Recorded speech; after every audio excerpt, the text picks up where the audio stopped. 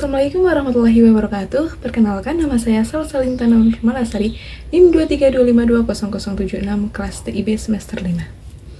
Pada kesempatan kali ini, saya akan menjelaskan tentang jenis-jenis malware. Di sini saya akan menjelaskan 5 jenis malware. Oke, langsung saja ya, kita ke materinya, yaitu malware. Malware adalah singkatan dari malicious software, yaitu perangkat lunak jahat yang dirancang untuk merusak sistem, mencuri data, atau mengambil alih kontrol komputer korban.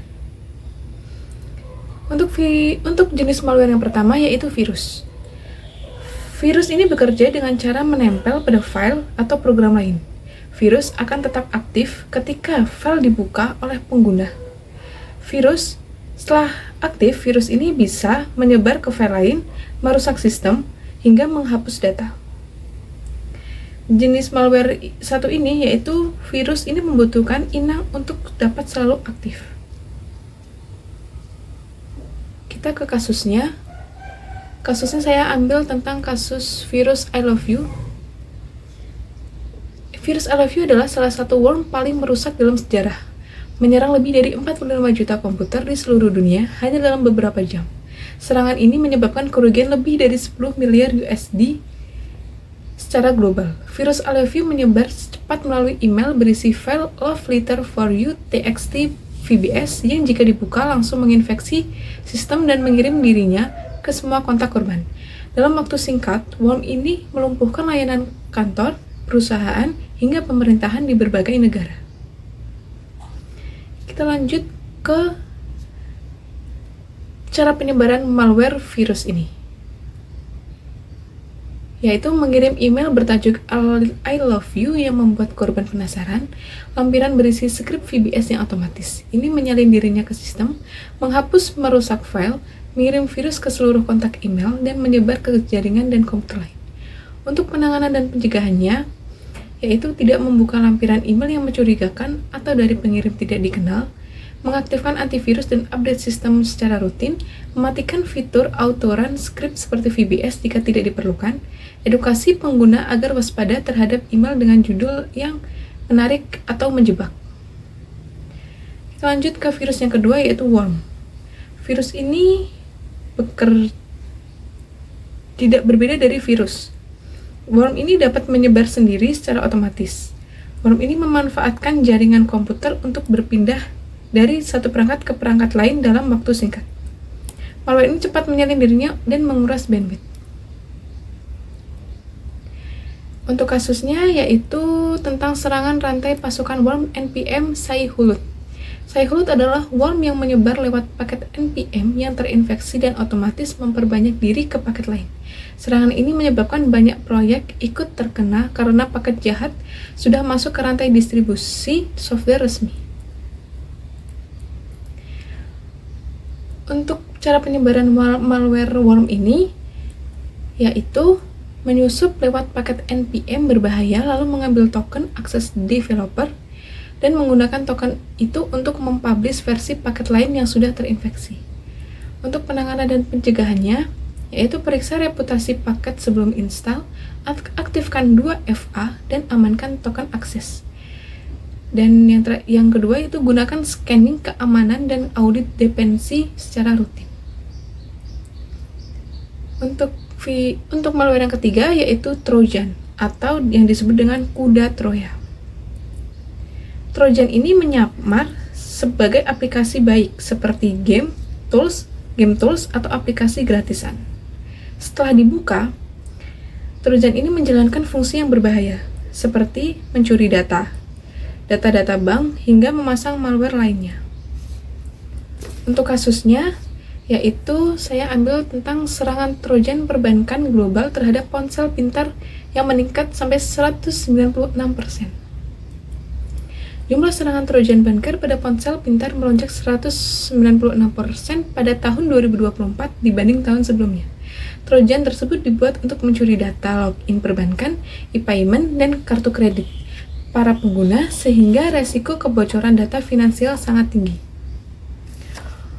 Penyebaran virus ini yaitu dengan cara melalui SMS atau pesan di aplikasi chat yang berisi link jahat, lewat lampiran berbahaya atau link di email atau messenger yang mengarahkan korban ke situs palsu.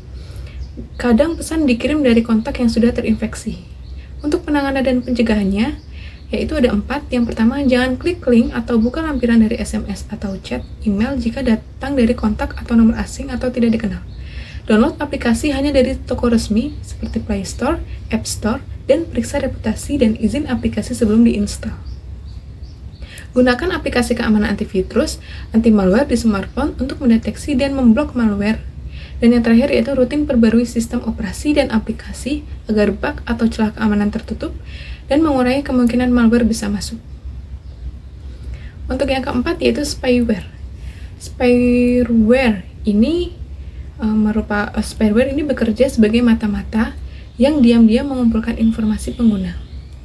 Malware ini biasanya merekam aktivitas keyboard, memantau browsing, dan mencuri password yang tersimpan. Spyware datang lewat software gratis atau freeware atau ekstensi browser yang terlihat aman. Tandanya bisa berupa komputer yang mendadak lemot, muncul iklan aneh, atau setting browsernya yang berubah tanpa izin. Untuk kasusnya, kasus peningkatan serangan spyware di Indonesia pada tahun 2025 berdasarkan laporan Kaspersky. Pada paruh pertama tahun 2025, Indonesia mengalami lonjakan besar serangan spyware. Kaspersky mencatat lebih dari 85.560 insiden spyware yang berhasil diblokir atau sekitar 475 serangan per hari. Angka ini naik 64% dibanding tahun sebelumnya. Penyebaran malware yang satu ini yaitu dengan cara aplikasi palsu atau aplikasi gratisan yang sudah disusupi malware, website berbahaya yang memasang spyware secara otomatis ketika dikunjungi, lampiran email atau file mencurigakan yang ketika dibuka langsung memasang spyware, dan yang terakhir yaitu pada versi canggih, spyware bahkan bisa masuk lewat metode zero click, yaitu tanpa korban harus mengklik apapun. Nah, setelah masuk ke perangkat, spyware ini bekerja dengan mengumpulkan data sensitif seperti aktivitas browsing, password, data login, hingga file pribadi lalu mengirimkannya kembali ke server pelaku. Untuk cara penanganannya dan pencegahannya yaitu 1. Update sistem dan aplikasi secara rutin agar celah keamanan tertutup. Yang kedua yaitu waspada terhadap link, file, dan aplikasi yang tidak jelas sumbernya. Gunakan antivirus atau solusi keamanan yang terpercaya. Yang keempat yaitu pantau aktivitas perangkat dan jaringan jika ada perilaku yang tidak biasa. Dan yang terakhir yaitu backup data secara berkala sehingga data tetap aman meski terjadi serangan. Dan yang terakhir yaitu ransomware. Ransomware ini bekerja dengan cara mengunci atau mengenkripsi data pengguna sehingga file tidak bisa dibuka. Setelah itu pelaku akan meminta tebusan berupa uang agar data bisa dikembalikan. Ransomware ini biasanya lewat email, phishing menyebarnya, dan link palsu yang menginstal program jahat. Kasusnya yang dulu-dulu itu kasus WannaCry ransomware. Dan saya ambil kasus yang baru-baru ini yaitu tentang serangan ransomware global terhadap industri kritis melonjak 34% pada tahun 2025. Serangan ransomware global meningkat 34% pada tahun 2025 dan terutama menargetkan sektor-sektor kritis seperti manufaktur, kesehatan, dan energi. Kelompok ransomware besar seperti Qilin dan Clop semakin agresif menyebabkan kebocoran data dan gangguan operasional di berbagai negara. Dari 85.560 insiden spyware tadi yang berhasil diblokir atau sekitar 475 serangan per hari, angka ini naik 64% dibanding tahun sebelumnya. Untuk cara penyebaran malware ransomware ini yaitu phishing email memanfaatkan celah keamanan ransomware as a service atau RAS menyebar ke komputer lain di jaringan. Untuk penanganan dan pencegahannya yaitu update sistem dan software, hindari phishing, gunakan antivirus atau anti-malware, backup data teratur, isolasi sistem jika terinfeksi, dan gunakan tool recovery. Oke, thank you. Sekian presentasi dari saya. Kurang lebihnya mohon maaf. Terima kasih. Wassalamualaikum warahmatullahi wabarakatuh.